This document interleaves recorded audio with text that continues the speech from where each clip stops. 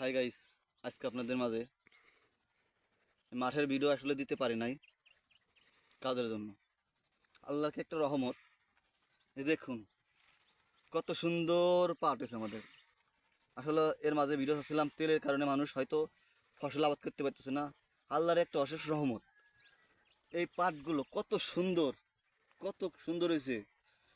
এটা আলহামদুলিল্লাহ আল্লাহর একটা রহমত। এই রহমতের জন্য আজকে আমাদের ফসলটা খুব ভালো সুন্দর হয়েছে।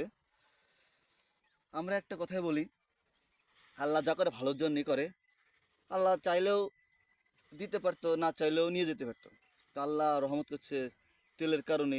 হয়তো মানুষ খুব পরিশ্রম করতো তেলের জন্য, শেষমেশ দিতে পারছিল না। পাট মাট কিছুটা নষ্ট হয়েছিল, মানুষ হয়তো ভোগান্তি ছিল। এই কারণে বলি, আমাদের পাটটা খুব সুন্দর হয়েছে। ঘুরে ঘুরে দেখা, মাঠ দেখা, কি সুন্দর পাট আমাদের।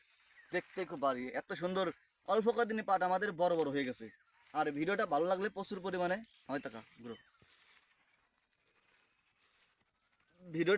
প্রচুর পরিমাণে শেয়ার করে সবাইকে দেখার সুযোগ করে দেবেন। আল্লাহ হাফিজ।